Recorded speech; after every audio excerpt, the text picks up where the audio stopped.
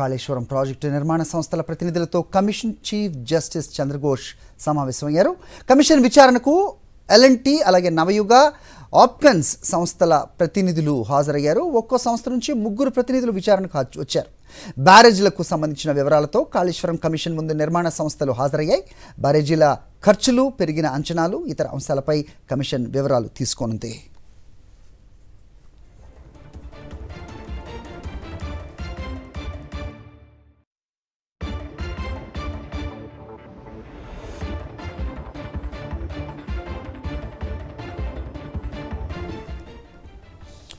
Kaleshwaram project నిర్మాణ సంస్థల ప్రతినిధులతో కమిషన్ చీఫ్ జస్టిస్ చంద్రఘోష్ సమావేశమయ్యారు. కమిషన్ విచారణకు ఎల్ఎన్టీ, నవయుగ, ఆప్కన్స్ సంస్థల ప్రతినిధులు హాజరయ్యారు. ఒక్కో సంస్థ నుంచి 3 ప్రతినిధులు విచారణకు వచ్చారు. బ్యారేజ్లకు సంబంధించిన వివరాలతో కాళేశ్వరం కమిషన్ ముందు నిర్మాణ సంస్థలు హాజరయ్యాయి. బ్యారేజ్ల ఖర్చులు, పెరిగిన అంచనాలు, ఇతర అంశాలపై కమిషన్ వివరాలు తీసుకోనుంది. ఇదే అంశంపై అప్డేట్స్ మా కరెస్పాండెంట్ శేఖర్ నుండి తెలుసుకుందాం. శేఖర్, చెప్పండి.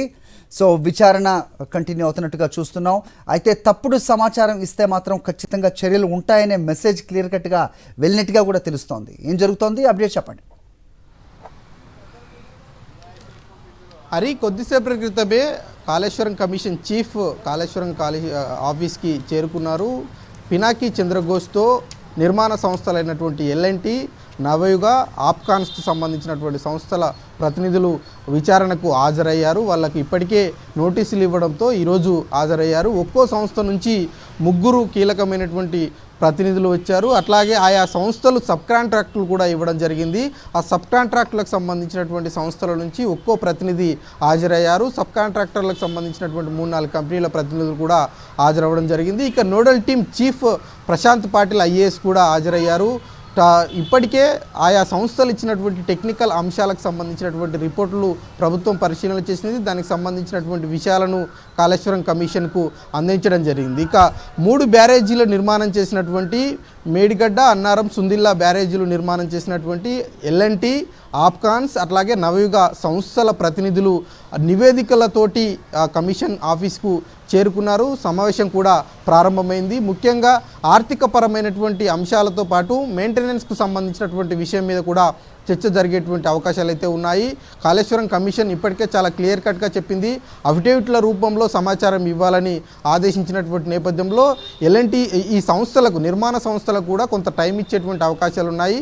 ఆ టైంలోపు అఫిడవిట్ల రూపంలో పూర్తిస్థాయి సమాచారం ఏదైతే కమిషన్కి చెప్తున్నటువంటి వివరాలు ఉన్నాయో ఆ వివరాలన్నింటినీ అఫిడవిట్ల రూపంలో ఇవ్వాల్సి ఉంటుంది. ఏదైనా తప్పుడు సమాచారం ఇచ్చినట్లయితే ఖచ్చితంగా కఠినమైనటువంటి చర్యలు తీసుకునేటువంటి అవకాశాలు ఉన్నాయి. ఇక ఆర్థికపరమైనటువంటి విషయాల్లో ప్రాజెక్టు ప్రారంభమైనటువంటి సందర్భంలో ఎంత మేరకు బడ్జెట్ ఉండేది, తర్వాత పూర్తయ్యేసరికి ఎంత మేరకు బడ్జెట్ పెరిగింది, బడ్జెట్ పెరగడానికి గల కారణాలేంటి, ఎవరెవరు పెంచారు, పెంచడంలో ఎవరెవరి పాత్ర ఉంది, పెంచినటువంటి నిధులు ఎట్లా ఖర్చు చేశారు, ప్రాజెక్టు నిర్మాణానికి ఎక్కడెక్కడి నుంచి ఆ నిధులు తీసుకొచ్చారు, ఇట్లాంటి అంశాలు.